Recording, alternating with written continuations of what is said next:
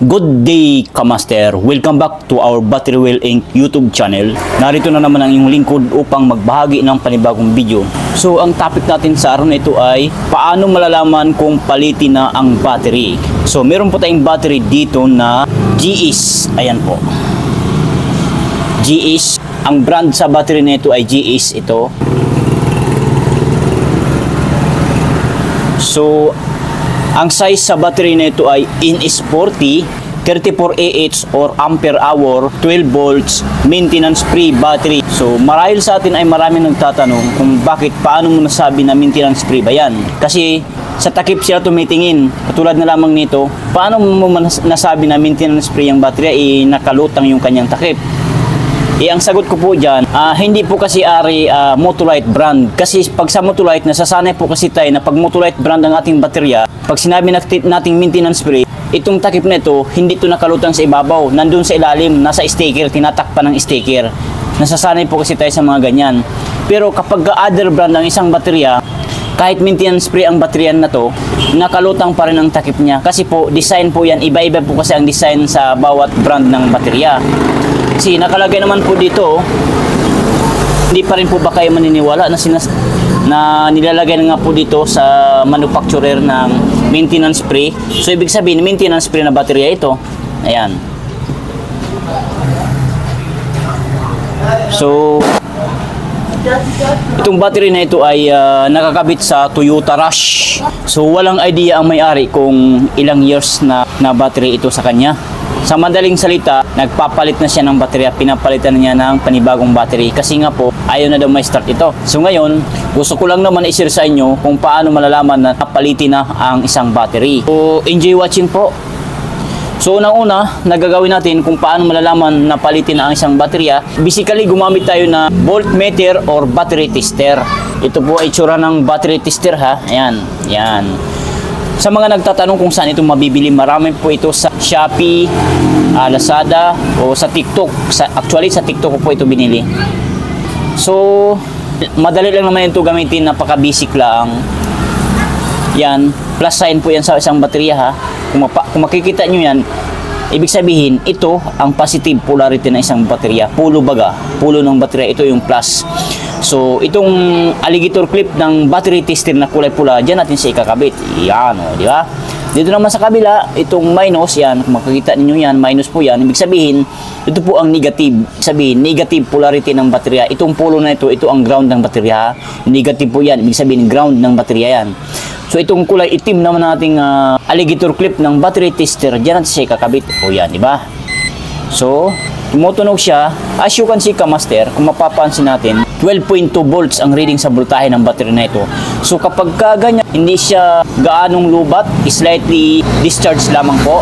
Kasi kung mapapansin natin nakalagay dito sa ating battery tester ay medium. Ibig po sabihin ng medium ay slightly discharge, hindi po siya gaanong lubat.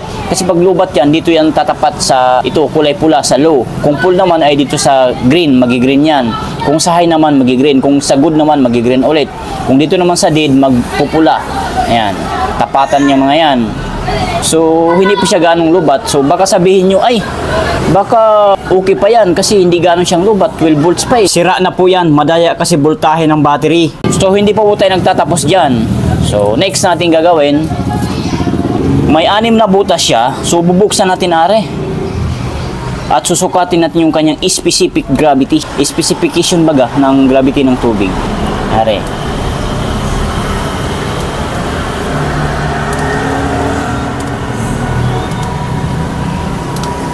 Ayan.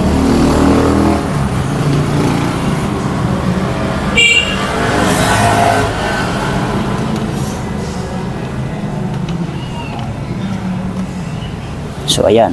So, i-adjust ko lang yung aking camera. Medyo mababa. Hindi nyo makikita ang ating hydrometer tester. So, ayan. Iusod ko yung baterya. Ayan. Usod ko dito banda. Ayan.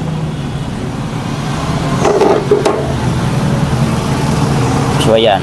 So, bukas na po yan ha. Binuksan natin at gumamit tayo ng hydrometer. Ito pong itsura. Ayan, hydrometer ha. Ito po yung tool na ginagamit kapag gusto nyo malaman ang specific gravity ng baterya, tubig baga. So mag-uuna tayo dito sa pinakaunang butas sa positive. Yan.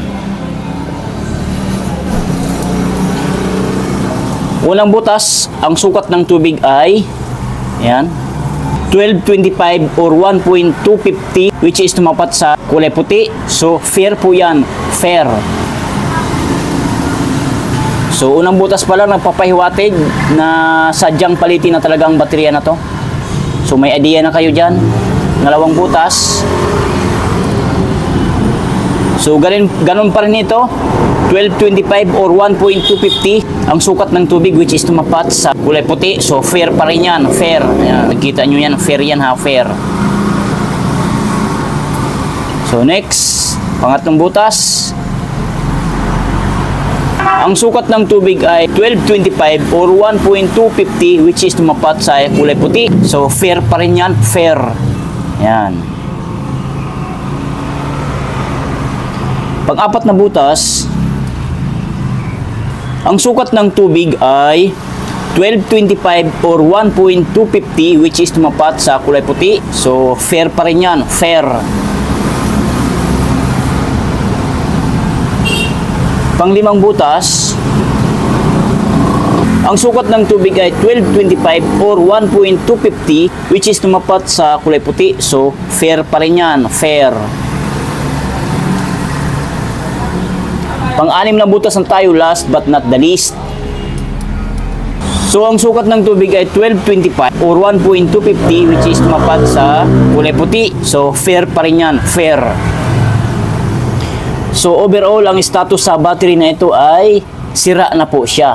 So ngayon, magtatanong kayo, paano mo masasabing sira na po yung battery na yan? So kung hindi pa kayo kontento, gumamit tayo ng battery analyzer. Ito po talaga malalaman natin para masisilip din natin yung kanyang CCA, yung cold cranking amperes ng baterya, kung malakas pa ba o mahina na. Sa mga nagtatanong dyan, ano po ba ang trabaho ng CCA na yan? So ang trabaho ng CCA, yun lang naman ang yung tinatawag na starting power, baga bugso ng kuryente na galing sa baterya papunta doon sa sasakyan alternator na dapat ay mataas at malakas. Kasi kung mahina yun, hindi po mapa-start or hindi mapaikot ang starter relay ng ating sasakyan. Sana maliwanag po sa ating lahat yun ha. So ito po ang itsura na sinasabi kong battery analyzer. Yan. So ikakabit natin siya dito sa negative. Ayan. At dito naman sa kabila sa positive. Ayan. So as you can see, Kamaster, ang reading sa battery na ito 12.3 volts or 12.34 volts. So testing na nga natin. Regular flooded, CCA. I-set up lamang natin siya sa 300 amperes. Try natin. Mag-okay. Ayan, testing na. Titigan nyo ng husto. So ayan, kung mapapansin ninyo, rep list ang nakalagay dito. Yung CCA na sinasabi ko kanina, 90 CCA na lang. Ang healthy niya ay 9%, ang charge ay 56%, ang internal resistance ay 32.46. So napakataas na internal resistance. Dito pala, wala na talaga, palitin ang battery nito. At saka dito sa kanyang light indicator, kulay pula. Ayan. So nagpapahiwatig na dead bat net, replace na ang nakalagay dito. Ayan. So yan ha, kitang-kita nyo na. Sana naibigay ko sa inyo ang tips and idea patungkol dito sa car baterya. So yun lang, sana nakatulong sa inyo ang video na ito. Kung nakatulong, please give me a thumbs up. Pakishare na rin sa inyong mga friends, kakilala, kaduta, or kung ano man, kung sa tingin mo na matutulungan ng ating video. And huwag kalimutan mag-subscribe sa ating YouTube channel and sa ating FB page, Facebook page, Battery Wheel Inc. Bye!